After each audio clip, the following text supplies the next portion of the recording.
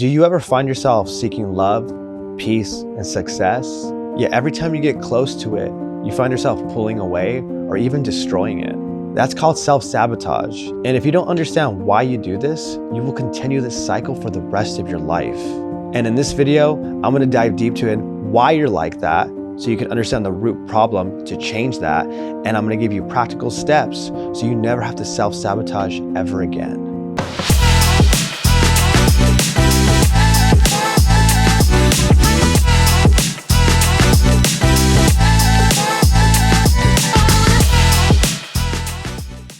What's going on, guys? My name is Fausto Castellanos. I'm a motivational speaker, clinical counselor, and spiritual advisor. But most importantly, I'm somebody who's battled with addiction, trauma, mental health, codependency, and self-sabotage. I would always get to something that I wanted, and before I get there, blow it up. I would always want love and want peace and want success, but every time I got really close, I would pull away and run away. And I truly believe that those who hurt the most heal the most. And there's a lot of people out there that claim to be gurus, life coaches, and healers who are hurting you more than helping you. And I'm somebody who's not only been through the pain, but I've been able to walk through it the healthy way. I went to school to get educated, and I worked with over tens of thousands of people due to a mentor of mine who allowed thousands of people a week to come to his house for free to find hope, to find healing, and to end the cycle of self-sabotage. So if you're tired of starting over, quitting too soon, or ruining good things because you feel like you're not ready, this video is for you. Now, before I get into the reasons why you struggle with self-sabotage, I just want to share a little quick personal story about my story, just so you guys can understand that I've been through what you're struggling with today.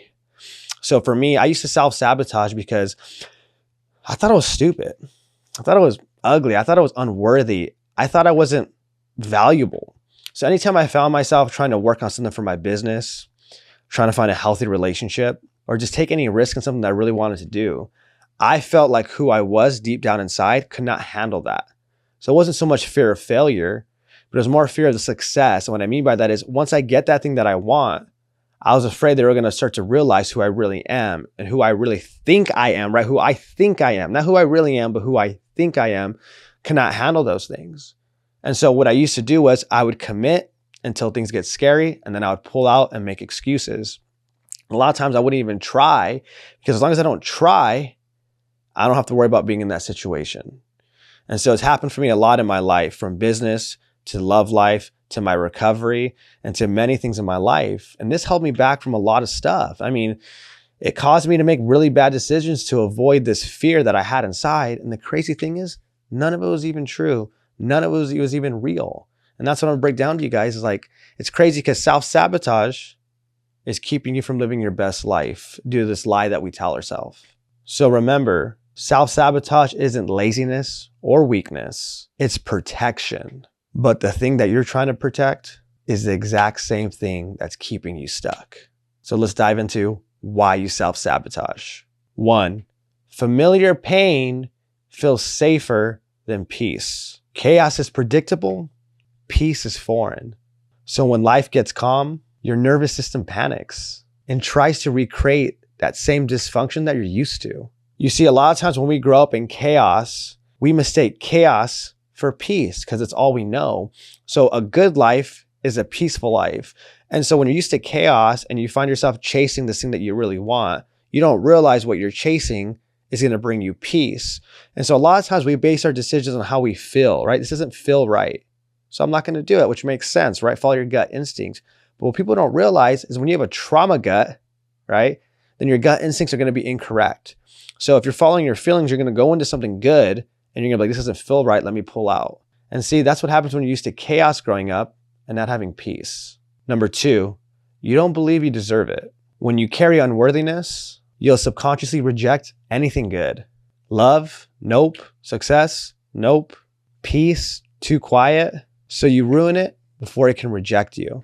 You see, when you don't believe that you deserve it, for you to take back your control, you're going to ruin that thing or walk away from that thing before they have a chance to hurt you or reject you.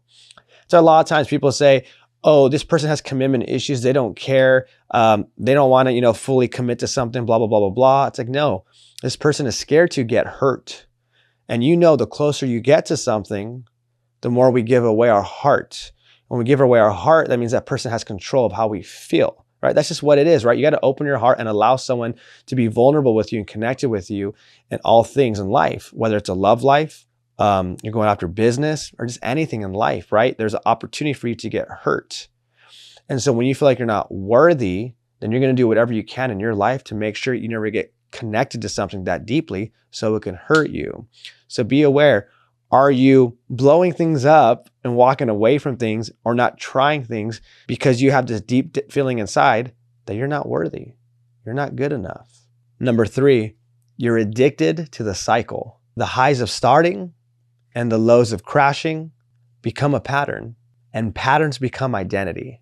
If you always sabotage, then eventually you're going to be like, this is just who I am. See, when you grow up in a chaotic environment, there becomes this dysfunctional cycle of highs and lows, highs and lows. So what's going to end up happening is, imagine all you're used to is like boiling hot water and literally like freezing cold. And that's all you know. Imagine when you get put into like that very neutral place of like heat and cold, like really neutral. You're probably going to be like, something doesn't feel right. I don't like how this feels. I'm used to up and down, hot and cold, boiling and freezing. And so what's going to end up happening is you become addicted to those really highs and those really lows. But guess what? Neutrality is what peace is. Neutrality is when you're living a good life. Neutrality is how life's supposed to be. So when you find yourself getting into this good place, it's going to feel boring. It's not going to feel right. It's pretty crazy, right? It's kind of like, imagine you've been in a toxic relationship your whole life. You're going to become addicted to that fight or flight relationship. You might think that's what a relationship is because that's what you're shown growing up. And then what you're shown, you tend to attract. So it's all you know. And so then now you get into a healthy relationship and all of a sudden it doesn't have these highs and lows. You might say, yeah, this person's boring. This person's not for me. I'm just going to walk away from this. So a lot of times too, when you walk into these places that are good for you, it's going to challenge you. And sometimes that right there is uncomfortable. So I want you to remember that chaos isn't peace and peace isn't chaos. So be aware. Are you self-sabotaging because you don't think you deserve it? It doesn't feel right. Pay attention to these things because remember, your childhood is going to dictate the way that you see life and live your life. Now, right here, we're going to jump into the 3 practical steps to break the cycle of self-sabotage. 1, name the fear behind the action. Every time you ghost, quit, binge, lash out, pause and ask, what am I trying to avoid feeling right now? Guilt, intimacy, success, accountability. Once you name the fear, you can take your power back. See, once you're able to separate why you're feeling the way that you feel, why you're about to self-sabotage, then it gives you an opportunity to look at it very objectively. Like it's not you, it's not a part of you. It's just something that happens based on what you've been through in the past. Number 2, learn to sit with the discomfort without running. Progress will always come with discomfort. You have to let the good be uncomfortable. Stay when it's peaceful. Let the love in. Let the quiet heal you. So you got to remember, it's kind of like setting boundaries when you never have. When you start to set boundaries, you're going to feel guilty. You're going to feel shame and it's going to feel wrong. You might even have some people over here saying what you're doing is wrong, but it's not wrong. It's actually right and it's for you. It's just new for you. You're not used to it. You're not used to having permission to be able to set boundaries and be okay with it and to choose you first.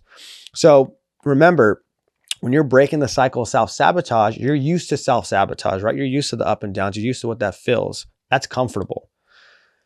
But when you start actually staying in something, committing to something, not doubting yourself, even when you feel doubt and like you want to quit and it's not right, learn to sit in that by looking at it logically of what's going on, by understanding that you do this.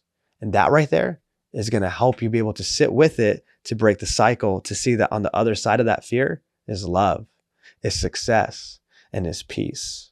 3, rewrite the identity that you've outgrown. You're not broken. You're not programmed. And programming can be changed. Use affirmations, journaling, therapy, or coaching to rewire this core belief. I am safe enough to receive without sabotaging it. So a big thing you got to do is you have these negative core beliefs, right? I am not worthy. I'm not good enough. I fail at everything. I ruin everything. Whatever it is, I want you to write that out and to look at it as this is not you. This is what someone showed you to make you believe or what you thought. Now I want you to put positive ones. I am worthy. I am good enough. I am successful. I do finish what I need to do. Whatever it is, you need to rewire yourself with journaling, with therapy, with coaching. Have good people around you to speak life into you. Because you see, the old family raised you to self-sabotage, and now you need a new chosen family to raise you to not self-sabotage. So what's one area in your life that you find yourself self-sabotaging in? Drop it in the comments and let's talk about it. Share that vulnerability so other people could be vulnerable, because remember, you're not alone. I self-sabotage too still. So share it there and we can work through it together. So remember, if this hit home for you, just know this, that you're not alone. Self-sabotage comes from our past pains. So we need to look at the past to heal the past. My self-sabotage came because I was raised by a narcissistic father. So I didn't really love myself, believe in myself. My mom was codependent. So she already had a lot of fear and doubt in herself, and unworthiness gets passed down to me. And then the people that I surrounded myself early on bullied me, were mean to me, didn't support me. So I had a lot of self-doubt about myself and my looks and who I was as a person. So I never thought I was capable of or valuable of to do things. That's why I didn't ask for the raise. That's why I didn't take the risk. That's why I didn't get the healthy relationships in the beginning. And that's why I went towards drugs, alcohol, and just kind of avoiding things and playing this character because I was so afraid. But I'll tell you what, if you live like that in a place of self-sabotage, you're never going to be happy. And you deserve to be happy. You deserve healthy love. You deserve to live out your purpose for why you were created.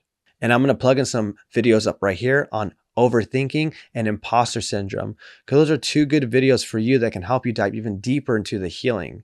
And remember, if you leave comments in these videos, and I know I say it more than once, I am a clinical counselor. I am trained. I've done this professionally and I've been through a lot, and I've got to work with amazing people all over the world. So please comment and let's have a session in the comments together if you're vulnerable enough. If not, totally okay. And in the description, I'm going to be putting one of my books. It's a free ebook on how to find purpose in your pain. And I'll put the link there, completely free. I made it myself, and that has changed my life. So I hope you have a blessed and beautiful day.